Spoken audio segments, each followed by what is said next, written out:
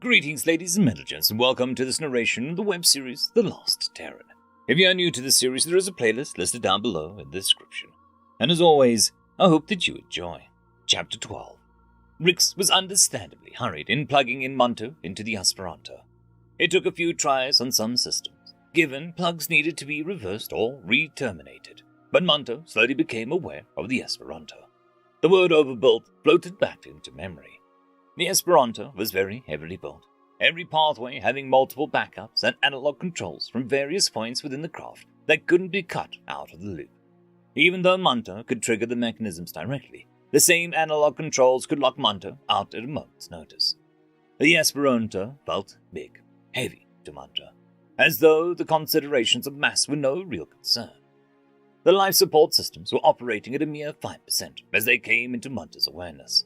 The ion drives were partially damaged, operating at 67.2% efficiency, consuming a surprisingly low level of power. Monto tried to recall what their drives typically required to operate at an equivalent thrust. Without connecting to the relevant logs, it was difficult to guess, even for one such as Monto. It was hard to anticipate. The cargo bays, both inside the shielding and external to the core shielding, came into focus. Comparatively massive bays of stasis fields holding, they had to be holding something, and Monto wasn't going to trigger the fields merely to find out at this moment. The sensor systems were equivalent to low-grade systems in heavy need of software updates. Monto began writing one on the fly, leaving as much as they could and refined heavily. Slowly, the system around them and behind them swam into a clearer focus. Monto even realized that they could see themselves, or rather, that which had been themselves. It was strange to see their body while not inside it. Monto tried not to dwell on that. The fusion systems were no other word for it. They were antiquated. So far removed from modern systems, Monto had to reacquaint themselves with the various parts and pieces via a bit of trial and error.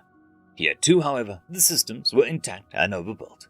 The flow pathways for the hydrogen/helium mixes were quaint, most certainly in the result of the inclusion in a vessel the size of that era. Wait, what is this? Rix? Monto asked. Yeah, Rix replied, leaning back from the chamber where Monto was being plugged into the Esperanto. What did you just plug me into? Monto asked. No idea. These aren't exactly well labeled after 900-odd years, Rix shrugged. I have no idea what this is, Monto said, looking at the strange devices. Does it give you any info about it? Rix asked. Monto prompted it for a status, borrowing from how they had asked the life support system. Predator Natural Defense Systems, online, version 1.4.2.9, system standby. Does a Predator Natural System sound familiar? Monto asked. No. Wait a second, Predator? Oh, I know what that is. They're the makers of the jump drive, Rix said. How is it? Intact? In need of any fixes? It is reporting being online, but in system standby, whatever that means, Monto replied. It means the control computer is up, but the actual drives are still cold. That's fine, Rix smiled. What about the fusion cores? They appear to be significantly less efficient than my own, but I should be able to get them working. Monto gestured with the walking frame, feeling less restricted, with now being plugged back into these inputs. Well, it's time for the proof. How are you holding up in there? Nothing weird going on, or are you trying to get back into your network? Rix asked, looking between the walking frame and the core that was Monto. Monto looked through the various internal sub-processors to himself. The strange process that was sitting in the back, oddly quiet, but showing no signs of doing anything other than consuming the odd bit of system data and spitting out results that went to other protocols. The sub-processors that had become processors appeared not to be running at all. Monto put together some quick lockouts should the sub-process re-emerge, but based on what Rix had said, decided to keep a wary eye on the sub-processor's processing usage just in case. Nothing that I can actually report, nothing like before, Monto said, side-eyeing the strange quiet protocol, but keeping a mental distance between it and their consciousness. Good, Rix said and swung an analog lever to the side chamber where the core was. The communication systems, primitive and clearly designed for a mechanic, came online in Monto's awareness. It was a simple system, but it was clear that it worked along the same principles as much of the rest of the craft. Overbuilt to an almost ridiculously robust, but, despite its age, still very functional. How's that? Rix asked. I feel fine. The Esperanto is largely intact, which is nothing short of heavily on this side of improbable given the amount of time and space. But at the same time, given how, overbuilt everything is, I can't say that I am surprised, Munter said. Yeah, well, this was a colony vessel. It wouldn't do to make it any less than appropriately robust. Not exactly like you can just expect to have a shipyard a system over, Rick said, putting closed the siding panels that constituted the doors to where Munter's core now sat. I suppose I agree with that logic, Munter said, and triggered anything that looked like an internal diagnostic for every system that they were now connected to. The diagnostics were slow, but they came in all the same. The Esperanto, with the generational technology improvements, could easily outperform Munter's own self, except that it was still so very overbuilt and would clearly resist being pressed into other types of service. Munter's self floated connected to the Esperanto, it feeling more like an unwanted appendage, even though part of Munter wanted very much to be back as a part of himself. What do we need to do to get the fusion system running? Brix asked. Munter had been lost in thought, looking at themselves outside the Esperanto. Allow me a few moments to reacquaint myself with the systems. Do you by any chance have more detailed information? Munter asked. Like an engineer's guide, Rix replied, a small smile on their face.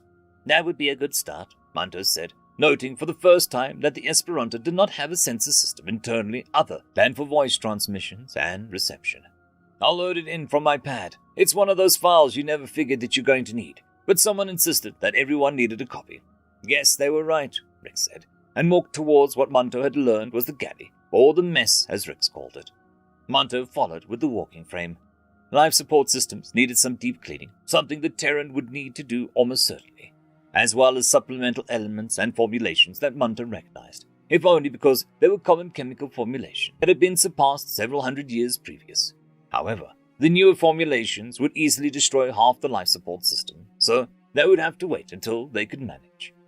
Munter started doing what they could in the way of preparation for the fusion systems, noting with some annoyance several analog-only options which almost certainly required Rix's intervention, and were likely why the system had failed to initiate previously.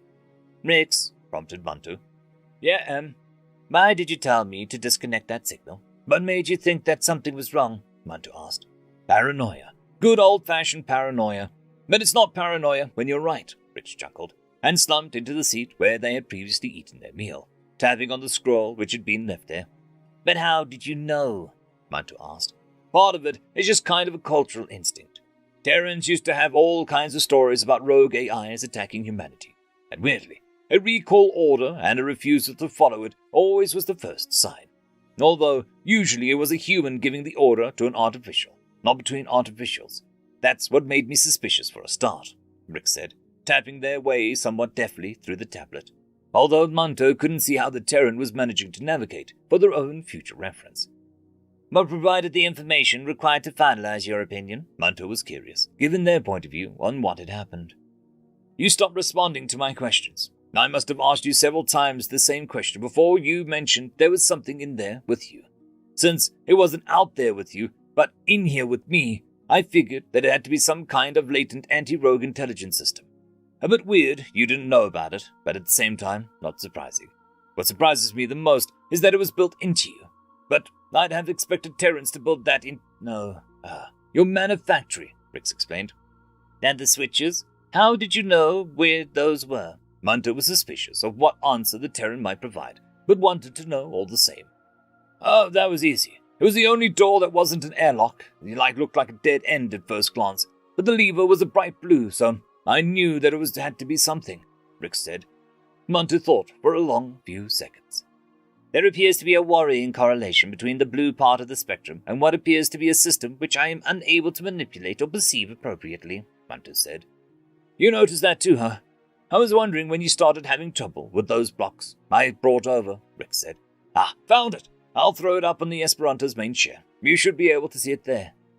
Rix continued to tap on the scroll, and a large series of files flowed into the Esperanto that Munter had more or less ignored.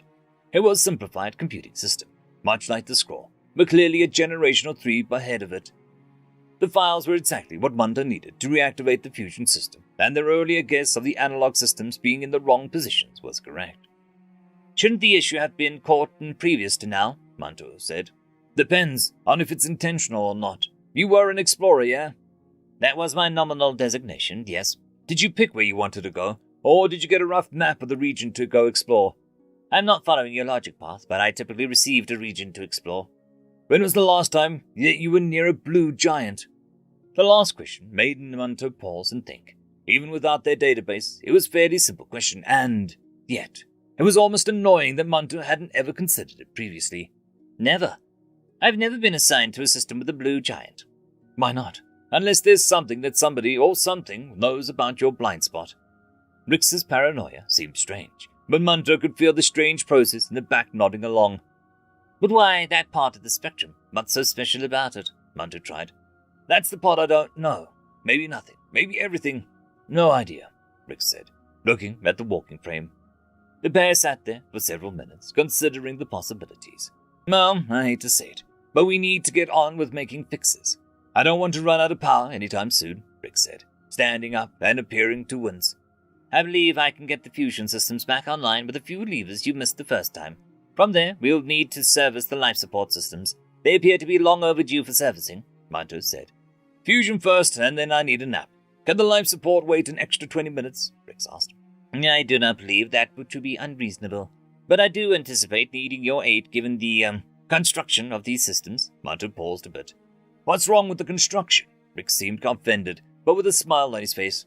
It is intended to be handled by beings more robust than my walking frame, Munto said simply. Fair enough, I guess.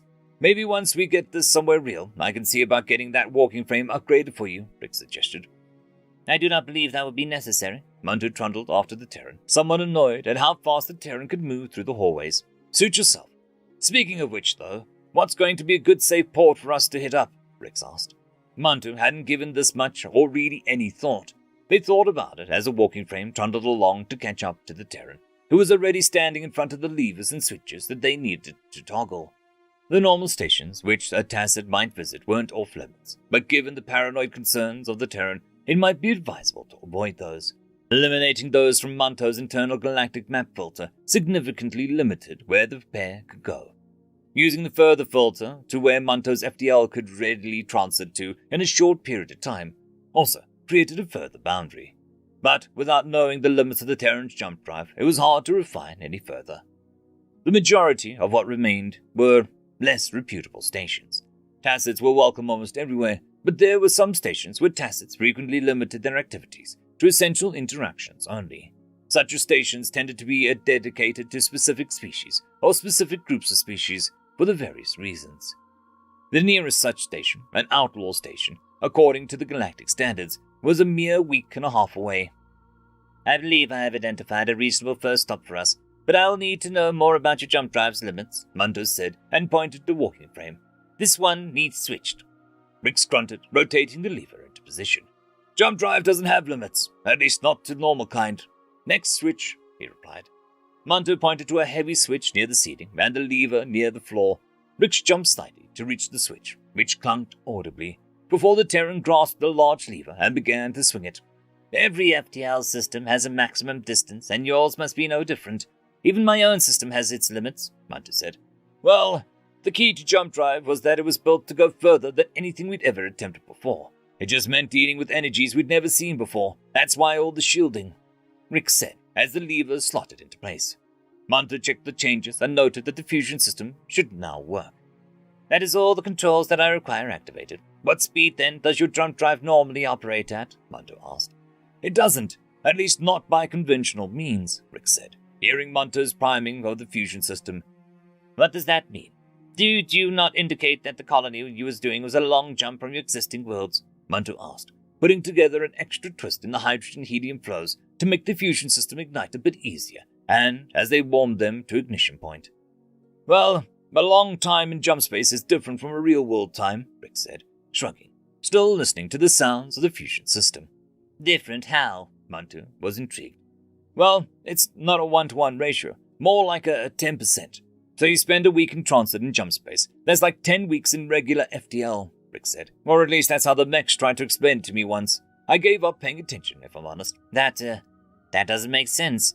Even if it did, that would simply suggest that your systems are 10 times faster than the conventional FTL system at the time. Why is the Esperanto not equipped with both? Munto replied.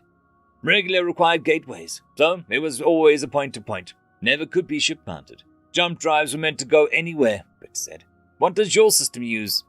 Munto wasn't agog for Terran, but was definitely certain that there was more than what the Terran was explaining. End of chapter.